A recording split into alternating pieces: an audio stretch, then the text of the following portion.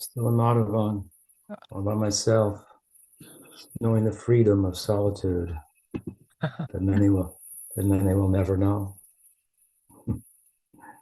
As well here, so let's take the questions. Okay, so the first question today is from Dhruv Agrawal. And Dhruv says, Hare Krishna Guru Maharaj, please accept my obeisances. After staying in the dham, how can one live in such a way that they carry its environment with them? How does one remain steadfast and stable in Krishna consciousness when there is less Vaishnav Sangha and the conducive atmosphere of the dham is no longer externally present? Well, you have to try to take the atmosphere with you. That's the whole idea of going there. Many persons can't live in the dham. They make the pilgrimage to the dham and draw inspiration from it to be more fit to remain in Krishna consciousness in their own home environment. That's the whole idea. So I would say that you should be better equipped now, having gone and spent time there and returning home than you were before you went there. So you're already better off. Mm-hmm. And as that, or if that should start to wear off, then you go back to the dham, or you try to, in a similar way,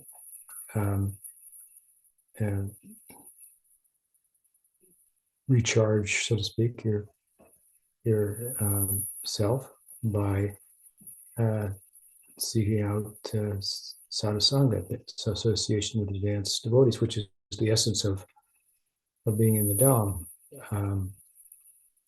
So those are just practical realities. And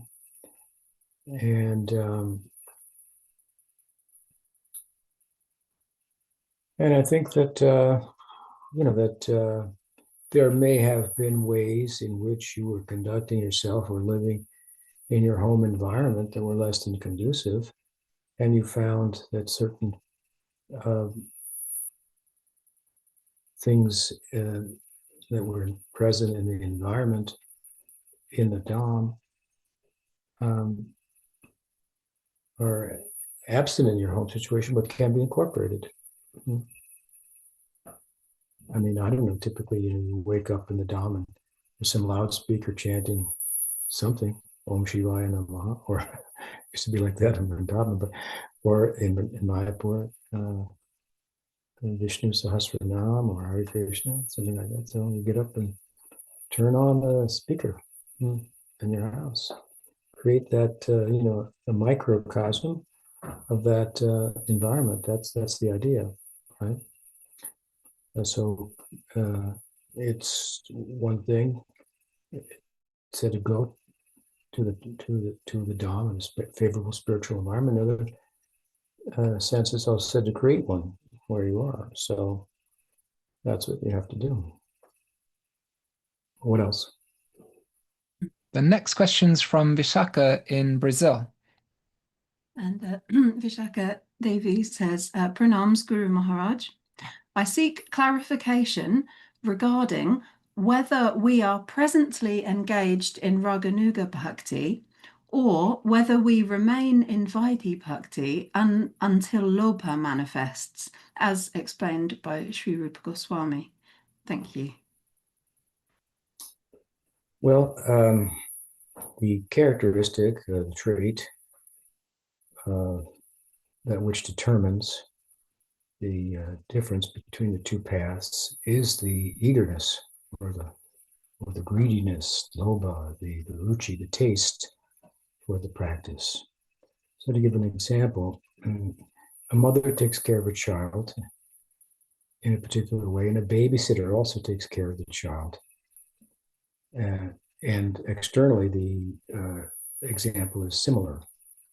But in the case of the mother, it's natural and spontaneous, and it's not being paid for, and it's done out of taste. Whereas the babysitter's doing it for the money. That's not that Vaidhi Bhakti is done for the money, but it's done without that spontaneous attraction, if you will. And so, therefore, you can say that without the taste, if one is doing bhakti because it should be done, because the scripture says so, and so forth, then that's Vaidhi Bhakti. However, that said, if at the same time the tradition that you have taken shelter of is a Rag Marg tradition, like Gaudiya Vaishnavism, it's really centered on Rag Marg or the attainment of Braj Bhakti. It has a breadth that by which it extends itself to facilitate those in Vaidhi Bhakti for Ram Bhakti or Nishringa Bhakti and so on and so forth. But that's refers again to the breadth of the tradition, the depth of the tradition, is that it's really collecting up those jivas who have some swabhav for Braj Bhakti, and Madhurya Bhakti in particular. Some emphasis on Sakya as well. So those are Rag Marg ideals. So what there's a difference then if you have a Rag Marg ideal, theoretically, but you don't have your practice is not driven by a taste for it. So you've got part of what is Rag Bhakti, but you're missing another part, and the second part is, in one sense, the main part. And so Rupa Goswami, or Jiva Goswami in his Bhakti Sandarbha gives an in between. He says there is anishta, or is it, what does he say? Not anishta, but Ajata. What is it? Ajata ruci. Ajata ruci. In one who ruci, taste, or lobha has not taken birth, has not appeared. Ajata ruci, raganuga-bhakti. It's almost an oxymoron. How can you be doing raganuga-bhakti without ruci, without lobha? Well, that's a situation that many devotees in the Gaudiya Sampradaya find themselves. They don't have that taste. That's not what is driving their practice. Sometimes it's said raganuga-bhakti is much easier than Vaidhi Bhakti. So some would think, well, I'll just do raganuga-bhakti, then that's easier. But the reason it's easier is because they have a taste. If they have a taste for something, then it's easy to do. You don't have to be told to do it. You don't have to remind yourself to do it. You're doing it naturally. So without a taste, ajata ruci, but with the ideal of Braj Bhakti, one comes in another category, which is raganuga bhakti without taste. And in that case, one follows all the arms, the limbs of Vaidhi Bhakti, as a Rag Bhakti does, although one doesn't have the taste, but follows them with the ideal to attain that. That's what I would like to attain. I want to serve Krishna. I don't want to go to Vaikuntha. And I'm learning. This is what my sampradaya is offering, and so on and so forth. And I respond with that. I resonate with that. I resonate with Krishna Bhakti. So you can say there's a little taste, but it's not. It's really not the full measure of what we call lobha or ruci. Jiva Goswami used the term ruci. In Bhakti Sandarbha, Jiva Goswami used the term lobha. In Bhakti Rasamrita Sindhu, but they're talking about the same thing. So there's an in-between. So you're on the path of Rag Bhakti. Your goal is to attain Braj Rasa. And, excuse me, but that spontaneity for the means, taste for the means of which it is attained has not manifest yet.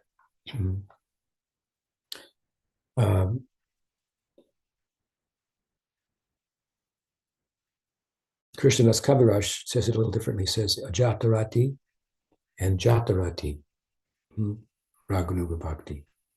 Jatarati means with bhav. Ajatarati means without bhav, not having attained bhav yet. Still one is on the path of raganuga-bhakti. So, excuse me, you can either give a very, very, very diluted definition of lobha, and say, well, that's what he wants. So there it is, which I don't recommend, and say you're on the path. Or you can give a very strict definition and throw everybody else off the path that doesn't have it. Or you can say what Jiva Goswami has said very nicely, achata, ruci, raganuga-bhakti. So I hope that's clear. So you are following raganuga-bhakti, but ruci has not yet come, which would imply that certain practices of bhakti, of raganuga-bhakti, cannot totally be implemented. For example, Rupa Goswami has given 3 basic practices of raganuga-bhakti. Hearing about the Braj Leela, serving in a sadhaka deha and in an internal meditative siddha deha. That's the second one. And the third one, following the practices of Vaidhi Bhakti with the taste. So you can follow the practices of Vaidhi Bhakti without a taste, but with that ideal. You can hear the Krishna book, other circle of friends, other such books about Krishna Leela. And these are practices of raganuga-bhakti. You can engage in sadhana bhakti. But as far as meditating or serving in a meditative siddha deha, that has not yet arisen in you. That will arise in bhava. So your ajata rag or ajata bhava, when you have jata rag, when you have rag, or in later stages of ignition like ruci and asakti in particular, then you're on the precipice of that capacity to effectively engage in meditative seva. After all, meditation requires some purification. There are too many things in the heart, and then there's too many things on the mind, and you can't sit in concentrated meditation. So that requires some further development and eligibility. So in the stage of ajata ruci, raganuga-bhakti, then not all of the practices of rag bhakti can be incorporated. Some persons try to incorporate all of those practices at the early stages, and Bhaktivinoda Thakur strongly cautions against that. And he says very practically that without a taste, you won't be able to maintain that. So if I go somewhere, for example, Radhakund, and I get initiation and they tell me I'm such and such manjari and I should do like this, but you're not qualified to do it. You don't have a taste for it. It's not, then you won't be able to keep it up. So what's the use, right? That's not very useful. So let one allow oneself to advance through the practices of bhakti, attain nishta, ruci, asakti, and then these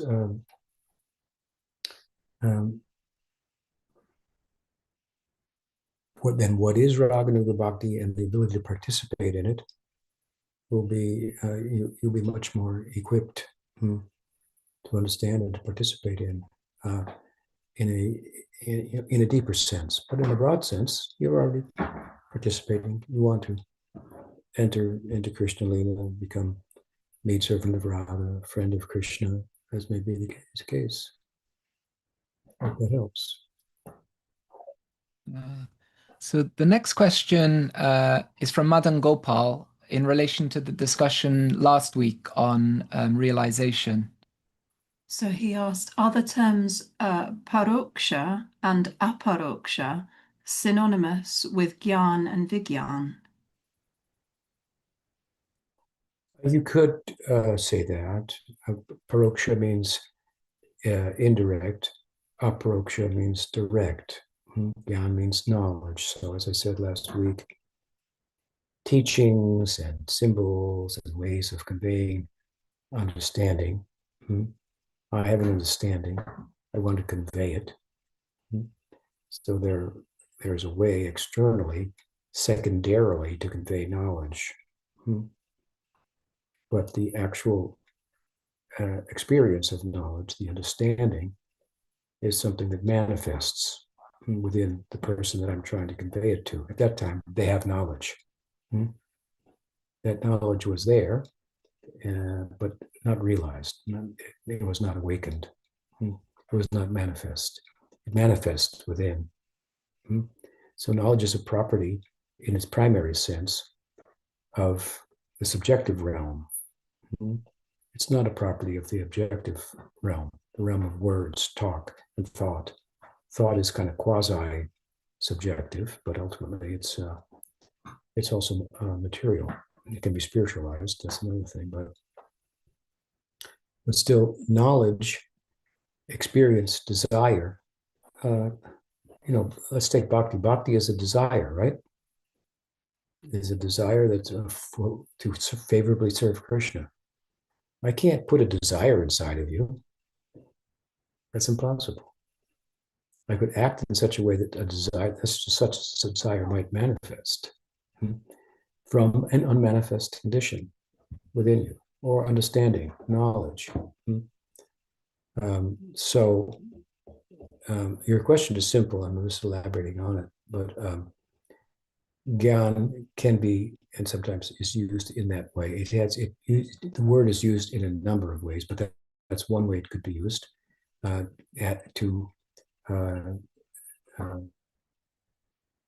speak of scriptural knowledge, instruction, so on and so forth. And then vijnana is the internal manifestation of the understanding, of the knowing that I can't implant inside you. I can't take Baba and put it inside of you for me, because it's not an object that can be transferred like that. Yeah, it arises out of your atma, which is it has the capacity to experience and to know and so forth. But that capacity is covered over, so I can uncover it. Sadhana bhakti is given as a catalyst through which bhava will manifest, right? Sadhusanga is an anga or limb of sadhana bhakti. So sadhana bhakti is bhakti practiced with the senses. It serves as a catalyst to awaken and to cause the manifestation of bhava within. Which time it doesn't become a function of the senses, but it becomes a function of the atma through the senses, rather than doing something with the senses that doesn't. It's like imitation. It's not a bad thing. It's apprenticeship. If you do the apprenticeship, then you can become a doctor or whatever may be the case at some point. But if you think that just by doing it with the senses you become a doctor, then you become a quack instead.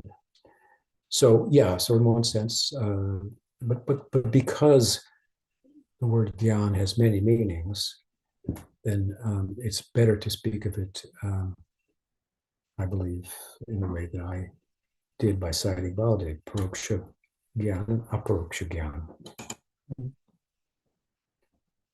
Right, what else? The next question is from Ramakeli. And Ramakeli, she says, my loving obeisances, Guru Maharaj, in difficult moments of my life, I sometimes reflect on how you must have felt and how you dealt with the situation when you left Iskcon. I imagine it could not have been easy, especially since it was a place where you once belonged. If you feel comfortable sharing something from that experience, it would mean a lot. If we can get just a bit of your determination and steadiness in serving Krishna. Thank you. What was the last part? Just if we can get just a bit of your determination and steadiness in serving Krishna. And well, it's a sensitive topic. I do appreciate the question, but Iskcon was a whole world to me. It was my life, and I selflessly served in Iskcon to the extent that Prabhupada wrote that I was a pillar of Iskcon by example. And I could not have imagined leaving Iskcon. It had everything that I needed to become Krishna conscious. And it isolated me from so many distractions of the world and so forth on the one hand, and facilitated the practices that will give birth to bhakti, give birth to bhav. So, the question just reminds me of how wonderful Iskcon was to me, how it was everything I couldn't have imagined leaving. There's no, I had no thought of such, but of course, Prabhupada referred to Iskcon as his body. So oftentimes that has been invoked as if to say, how can you leave Prabhupada's body to someone like myself who left Iskcon? Well, I would reply that Prabhupada was the soul. If Iskcon was the body, that Prabhupada was the soul. And in the absence of its soul, if you will, then it was not the same. It was not as authoritative. And it was, the example of leadership was by no means equal. And as a result, there was lots of confusion. And it was a very dark period, if you will, for Iskcon. And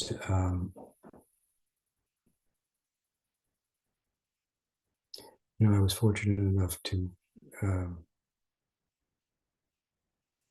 come into the light, if you will, of Pujapachita Maharaj Prabhupada's campaign, if you will, might be compared to like the sun just lighting up the whole world. And with his departure, Pujapachita Maharaj rose naturally without effort, like the moon reflecting the light of Prabhupada, and in a very soothing way, as moonlight does, giving us relief in the absence of Prabhupada in the form of his example, his selfless example, and his deep spiritual insights, so authoritative they were.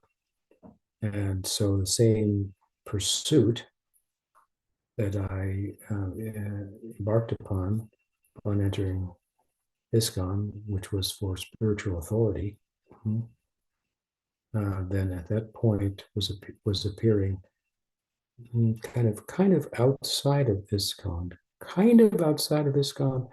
but not, because the door to Pujapachita Maharaj had been opened by Prabhupada himself.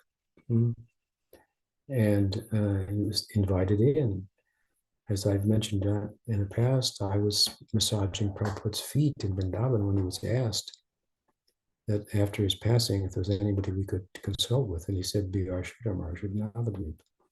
So those words echoed in my, in my mind as the things that I identified with in Iskcon, the kind of spiritual example, leadership, authority, and so forth that was compelling, was diminished. And one thing led to another, right? And then I came to a point where I had to make a decision. It wasn't a difficult decision to make, as you say. But I was told shortly before leaving by one godbrother who was a sannyasi. He said, you're very popular in Iskcon. You're very well known. You could be a guru in Iskcon. You've got all the facility in the world that you could want here, And if you go to Sridhar Maharaj, you lose all of that. And he's very old. He could die. And I said, I was already convinced, but now you've really convinced me. With that kind of thinking, that I should go tonight. So there was negative impetus, if you will, and then there was the positive impetus. I had been listening to Sridhar Maharaj's tapes, and I was planning to go to Navadvip shortly. I don't know what it was like, coming into Kartik or something like that. It's a time when everybody went.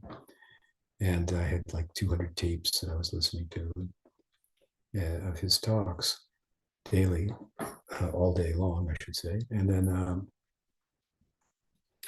and so, but still, I had to think to myself, reason it out.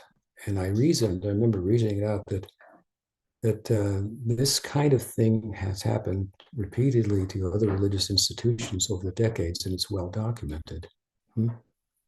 That although they were vital spiritually at a certain point, their vitality was lost or diminished at a certain point. So I said, I cannot deny that that's happening to Iskcon, although it's the last thing I would have expected. But there's good, justification for it. You show evidence for it, and so on and so forth. And of course, what Prabhupada brought to it himself and with his own person, and ongoing, writing and so forth, that was absent and was present in another way in Pujapad Sridhar Maharaj. Prabhupada had said once that if you find two leaves in distant places that taste the same, they're from the same tree. When I read Sri Guru and His Grace that my godbrother Markandeya gave to me in the Chicago Iskcon temple, he was a good friend of mine, still is. And he said, I was reading this book, Maharaj, and I couldn't figure out what was wrong with it, but I know there must be something wrong with it. So if you can read it and tell us what's wrong, appreciate it. And he didn't really think there was anything wrong with it, but he wanted me to read it. This is before, actually, if I'm going back, before I started reading, I got all the tapes and everything.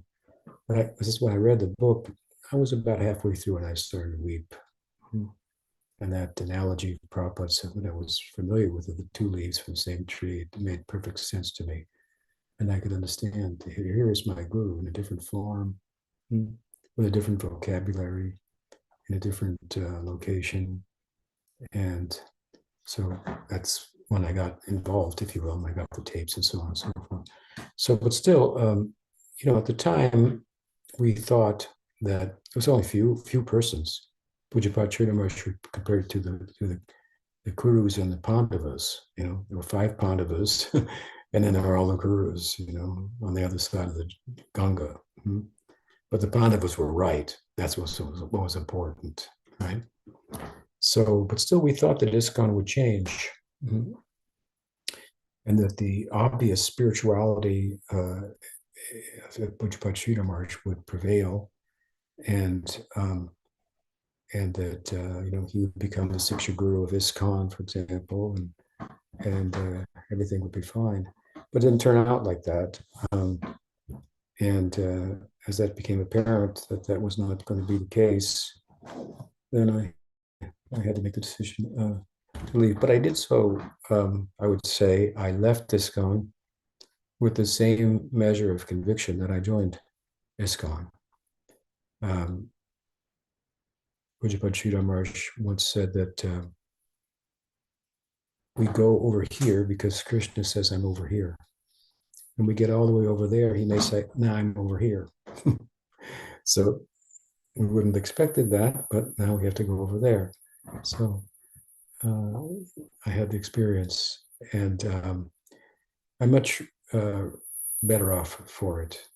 There's absolutely no question in my mind that the opportunity that it afforded me for growth, spiritual development, and so forth. And then, and I was funny, I was thinking about something about Iskcon this morning, because there's a current resurfacing huge controversy in Iskcon apparently about whether women can initiate or not. That's reaching ahead and could cause a major split in Iskcon. And I thought, gee, it's such a pity that they would split over such a thing. And I hear the arguments on either side, and I understand they don't understand the issue from a spiritual point of view. This, that the women can't initiate cannot be established. From a socio-religious varnashram point of view, nobody in Iskcon can initiate. That's another argument. Yeah. They're all born outside of varnashram and so on and so forth. So you have a strict varnashram system, which they don't. So it's very selective to say, in varnashram, women can't initiate. And then the idea that varnashram is required for bhakti is itself a misunderstanding. It's to have bhakti covered by karma rather than being karma anavritam, not inhibited by karma. If a woman or a man attains nishta, then nasta prayeshu badreshu. Practically all of their impurities, for all intents and purposes, are almost done. So what are they supposed to do? Varnashram to purify themselves the rest of the way? It makes no sense. If you take all the purificatory processes and standards of behavior within varnashram and put them together in one bunch, they cannot purify as much as one's chanting the holy name of Krishna. And there's a moral compass within bhakti itself. Accept what's favorable, reject what's unfavorable. There's your moral compass. If you can't do it, try again. Keep trying. That's the idea. So, and then, again, back to the spiritual side, if a woman has attained asakti and a man has attained nishta, which one is more qualified? I mean, it's fairly obvious. So, but then if you go from there, from the spiritual to the socio-religious perspective, then you go to the founder, the founder, Prabhupada. What's his desire? Because Prabhupada could have said, as far as my successor goes, or any successors of mine, I don't want any women to be successors. Despite the fact that they could be, obviously, by how we're explaining spiritually. If the founder's desire is such, then that becomes spiritual for that particular institution. But it's at the best ambiguous from what Prabhupada said. And I think if you really weigh out everything he said, it would not be. You would lean on the side of, yes, that's permissible within his the sum of his directives overall. Again, go back to the socio-religious perspective. Well, we live in a different social, environment. So, if you're going to say, based on the social considerations in a varnashram system, women would not be gurus typically, unless they were very, very exceptional. That's within the social system. In our present day social system, you would come up with the opposite conclusion. So anyway, there's so many points to make. I'm going off on a tangent about it, but I was thinking about it this morning and wrote a few things. But I bring it up in religious situation question because I feel like I could, there's so much I could say. I've heard both sides, and they're like, missing the point in so many ways, and I could be helpful, and that's evidence of how I've been helped by the opportunity that presented itself in the form of Puja Bachita Maharaj's association, and subsequently his directive to me to start a mission and initiate students and so forth. So, it was a difficult decision to make, no doubt. It was, but I chose what was right. And I didn't, and my feelings, I had a lot of so much feelings for Iskcon. I had friends in Iskcon and so forth. At time served and all of I served every deity in North America, every single deity, in every temple. And probably, like I said, he called me a pillar of Iskcon. I was famous in Iskcon without trying to be famous, just trying to do his bidding. I was distributing his books and so forth. It was my whole life. So, and all I had on the other side of the Ganga was Sridhar Maharaj, broken down moth, and him in very, very old age. But he was the embodiment of the spiritual vitality that was also present in Prabhupada. And so I made the right choice, I believe, and evidence, I think, over the years has borne that out. So yeah, for all of us, there will be times when we have to make difficult decisions, and we pray that we will do so, with a clear mind and a clear heart, and however difficult it may be. I mean, even Dharma, to speak about even Dharma, there are the examples of doing what's right from a dharmic point of view, regardless of what the result may be, which in the immediate may appear to be very foreboding, but we're not living for the immediate. This is the point. We're not living for the immediate. We're living for the long term. We want to invest in the bank of our Atma that transcends time and place. So don't invest in this time. We're renters here.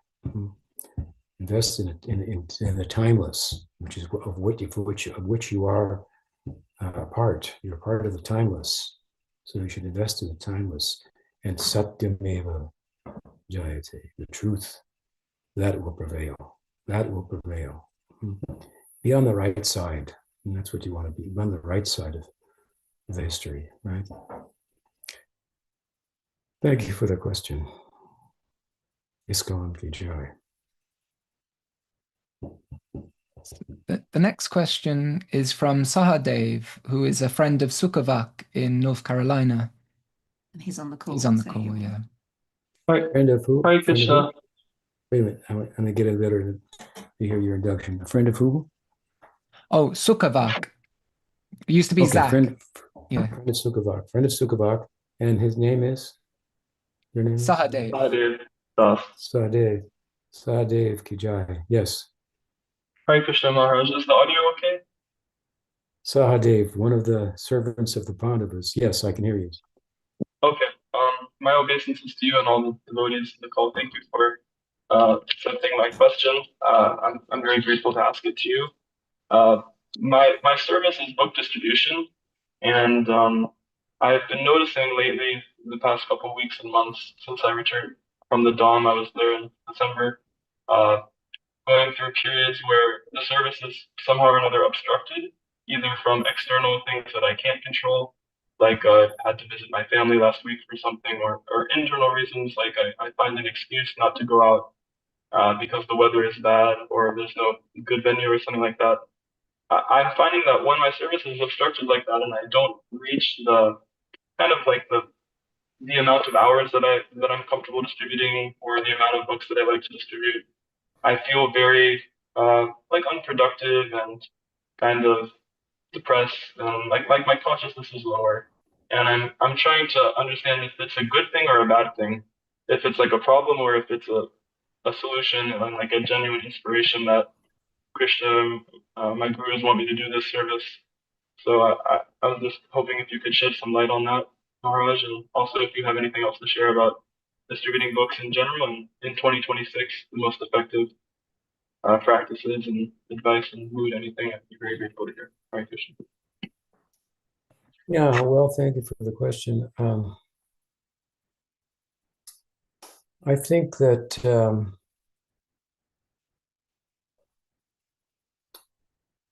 it's important to understand book distribution as a particular service, of which there are many, and doing them with your heart are all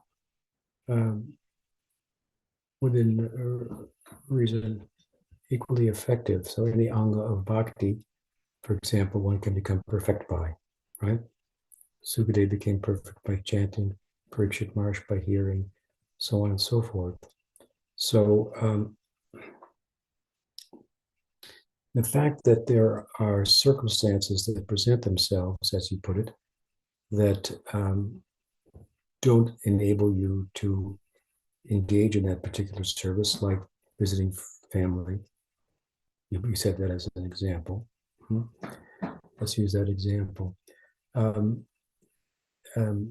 The fact that you might become depressed by that may, if you will, if I may, indicate a thinking about that particular service in a way that somehow diminishes or is out of context. So what I'm saying to you is, well, you may have a service to distribute books, but circumstances may prevent it, and therefore other services should be done. And you take advantage of the opportunity that presents that to participate in those services. Like, for example, when I was young, I was distributing books in Los Angeles, and this is a little different, but it's related. And I came home one day and back to the temple, my home, and one of the devotees said, "Oh, Tripurari, are you a Brahmin?" Which meant, "Did you have second initiation?" I said, "Yeah." Well, so and so was sick; they couldn't show up for the offering. Can you make the offering? So I had never made an offering before. It's like the 4:00 offering. So I made the offering, and then the pujari didn't show up to do the artik, so they asked me to do the artik, and so I was very excited to do those services. It's a little different than what you're talking about, but circumstances presented me an opportunity to do other services and to explore, the depth of them, and I found them to be equally ecstatic, if you will. So much so that when the Sunday came around, I thought, well, maybe I won't go out on book distribution on Sunday. I'll stay back and help cook the Sunday feast. That's easy. Of course, they gave me the service of making a peach chutney, which was like for 200 people. And I burnt the peaches in my fingers. And then I realized, every service has its, obstacles and its difficulties that one has to get through here. But you all equally have the capacity to bring me in touch with Krishna. So I think that there may be a way that you're thinking about it that it causes a depression, whereas should you think about it in a more balanced way, the obstacles that prevent you from doing the service should be looked at as presenting an opportunity to serve another way. Like, you had to somehow set an example for your parents that didn't make them freak out, and figure out what you could say to them and what you couldn't about what you're doing, so that you left a favorable impression and of Krishna consciousness on them. That's quite a challenge, right? Or it could be, depending on your parents. So another opportunity presents itself. So if you are steady in your service, then you should be able to shift gears from one service to another when the necessity arises. So and it's also, let's say for example, another example that you gave. Okay, the weather is bad. I should go out no matter what the weather is. Well, maybe you shouldn't go out what the weather is. Maybe you should stay back because there won't be as many people out there. And maybe you should spend all day reading. Will that be bad? I remember I was ill. Let me give another example. In New Dwarka, Los Angeles. Prabhupada called it Nedwarka. Prabhupada was there, and I worked so hard in the rainy conditions going out, and I developed pneumonia. So I had to stay back. And we had this room that was like a sick room, sorts. And it so happened that, I was in there and I was reading all day long, Bhagavad Gita. And it so happened that Prabhupada had to come through there to go into his garden, where he would go in the evenings to sit in the garden. And so Prabhupada came through, and I thought, oh my God, here I am. Prabhupada's here, and I'm not out on book distribution. And Prabhupada looked at me and said, oh, you're reading your books, very good. Would you like to come are you coming to the darshan? So, I just followed Prabhupada out into the garden and went to the darshan. And it made me think, a little bit differently than how I'd been programmed by Ramaswar to think about book distribution. I had a fairly, I was deeply involved in it, but I had a fairly balanced idea of it. I remember being in Atlanta with Prabhupada after he'd come from Central America. And everywhere he went in Central America, there were Gaurnatai deities. When he came to Florida, Miami, Gaurnatai deities. He came to Atlanta, Gaurnatai deities. And there was many of the traveling Sankirtan parties converged in Atlanta to be with Prabhupada. And Prabhupada was giving classes at night from Chaitanya Charitamrita. He was very emotional. And that's where he introduced Parama Karuna Vijnana. He played the song, he played the Madanga, and so forth. So he was very moved by the mercy that he experienced of Chaitanya Mahaprabhu, Nityananda Prabhu, bringing so many people. And so anyway, he asked for questions after his talk, which is not typical of Prabhupada at that stage in a mission. He talked from Chaitanya Charitamrita, which wasn't typical. And then he asked for questions. So he wanted to keep going. I'm just giving you some idea of how ecstatic he was at the time. And one of my godbrothers asked a question. He said, Prabhupada, what is the best service? It was the loaded question. He expected Prabhupada to say book distribution, because there was always book distribution, and somebody else would say, no, we should, you have to use some money to support the temple. We can't send it all to the BBT. And this kind of controversies were going on. So Prabhupada answered the question. He said, what is the best kind of service? Just try to love Krishna. That's all. So I think you have to look at book distribution in terms of what you're trying to accomplish by that. You're trying to accomplish, one sense, first and foremost, your own purification, your own spiritual progress, your own spiritual development. To the extent to which that is accomplished, you're in a position to help others, right? You're doing it because your Guru Maharaj has asked you of that particular service, but obstacles may come in the way, and they provide opportunities for other services. So the depression should be done away with. Because of maybe thinking about the book distribution a little bit in a wrong way, so to speak. And I'm not trying to minimize it at all. It's very wonderful. It has a great capacity to absorb oneself. But let's see the measure of your progress. It's pouring rain. You can't go out today. Let me sit. How long can I sit and chant? How can I absorb myself all day long through other practices of bhakti?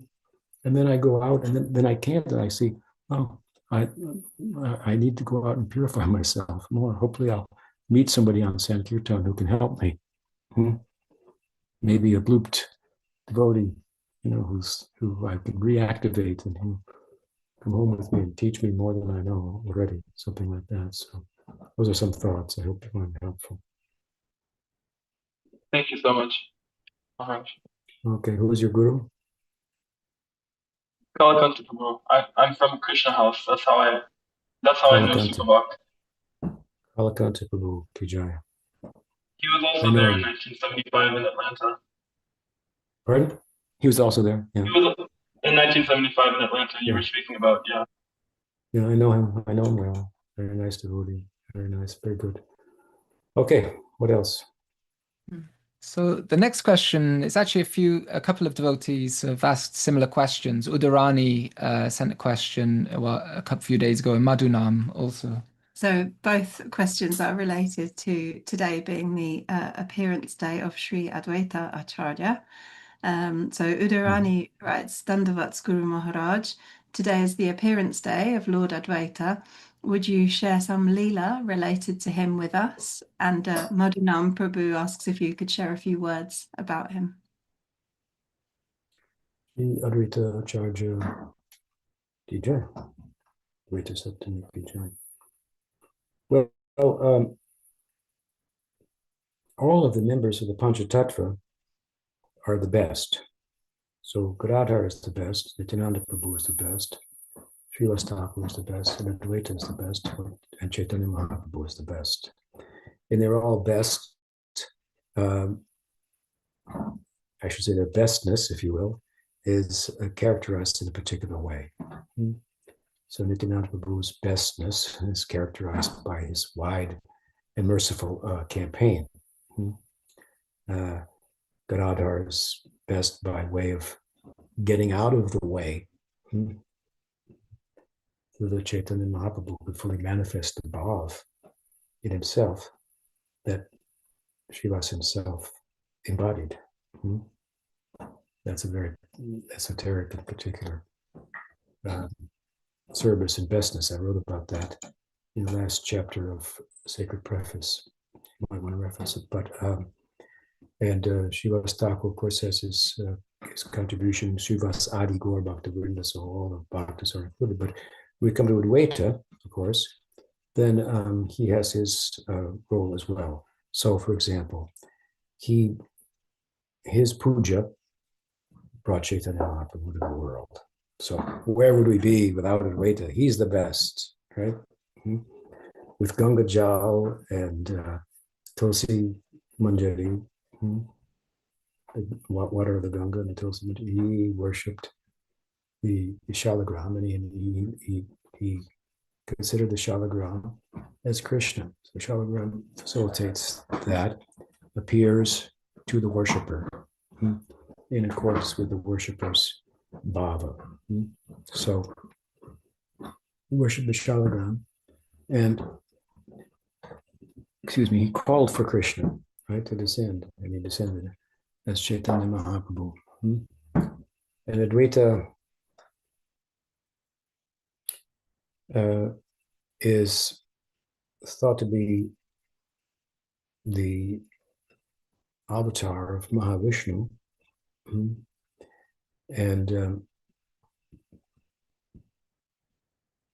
he was the leader amongst the Vaishnavas at the time of Chaitanya Mahaprabhu, an elder and a leader. He initiated Sachi and Jagannath Mishra, the father and mother of Chaitanya Mahaprabhu.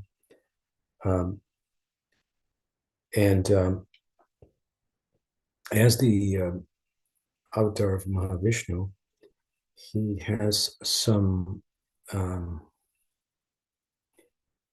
would say he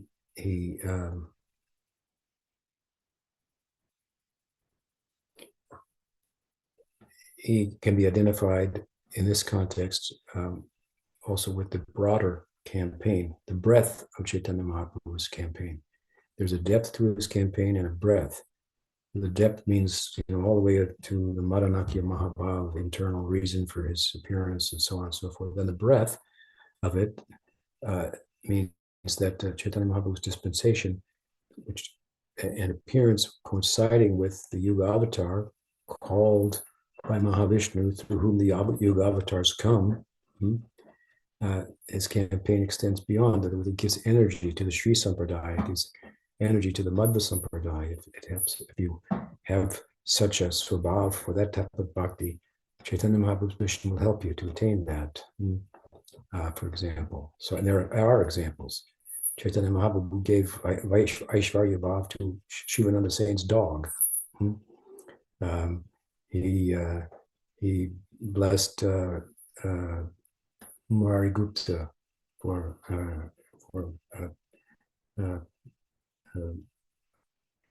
absorption and pursuance of Ram Bhakti, right? And so on.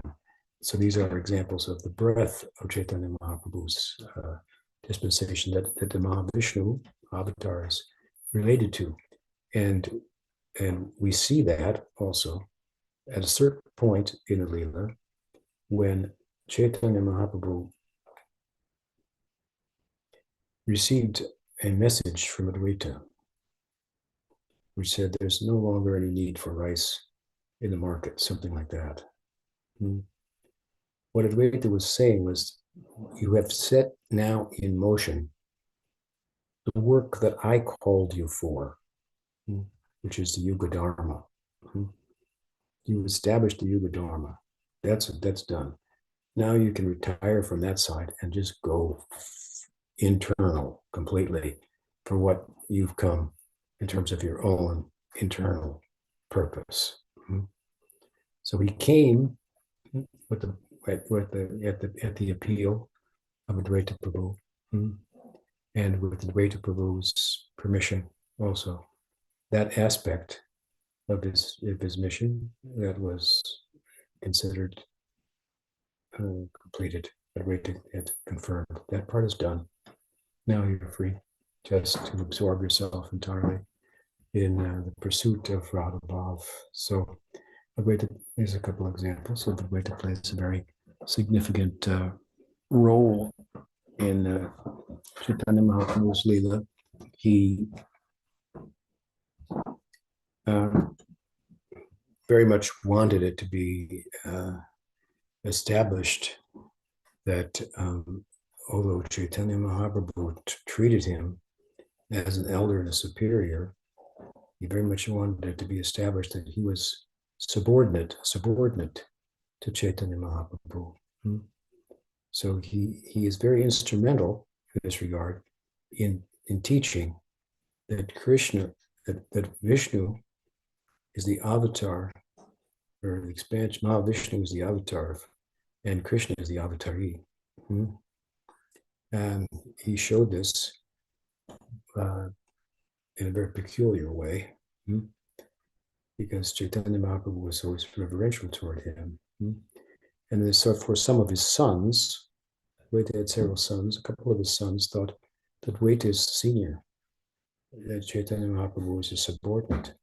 Other sons thought Chaitanya Mahaprabhu is Swami Bhagavan, and our father Advaita, he is the subordinate avatar rather than avatari. There was a dispute. Advaita rejected the sons who considered him the avatari, and then he made a great effort to show practically that he was subordinate to Chaitanya Mahaprabhu, and he did that by preaching Mayavad philosophy, which enraged Chaitanya Mahaprabhu, who then chastised him, beat him, and then Advaita celebrated. Just see, I've shown how I'm subordinate to you. Haribol, Haribol. So we owe a lot to Advaita, his parivar. Advaita Sakti Ki Jai. We've got a minute. What else? So the next question's from Krishna Karanam in Poland. And he says, Dandavat, dear Guru Maharaj, I recently read your article on the practice of smaranam in our bhakti sadhana. Following Jiva Goswami, you describe the following 5 stages in this practice: general smaranam, dharana, dhyan, dhruvanusmrti, and samadhi. If we compare these stages with the final stages in classical yoga, we can see that in addition to dharana, dhyan, and samadhi, dhruvanusmrti also appears in the practice of bhakti. Describing this stage, you write, gradually this meditation becomes fixed. This is called dhruvanusmrti. From this stage, one enters samadhi. So my question is, what is the fundamental difference between the dhruvanusmrti stage and samadhi? Thank you. Well, I think that what Jiva Goswami is differentiating between entering in samadhi and coming out, entering in samadhi and not coming out. So I believe that he is, it's not been written about, but I believe that he is considering samadhi as a final,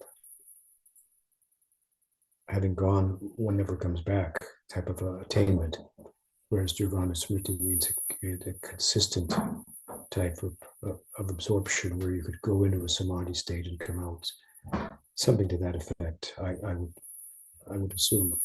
I don't know, as I say, anything that's been written about it in Bhakti Sandarbha where this topic comes up in any more detail than I've been able to write about it myself, because I rely on such sources, right? So that's the best I can answer that. Dhruvanusmrti, samadhi, samadhona vidhi. I just know that for sure. If your mind is scattered, then you cannot have samadhi. So focus your mind, be one-minded. Dhruvanusmrti. Well, dhruvanusmrti. So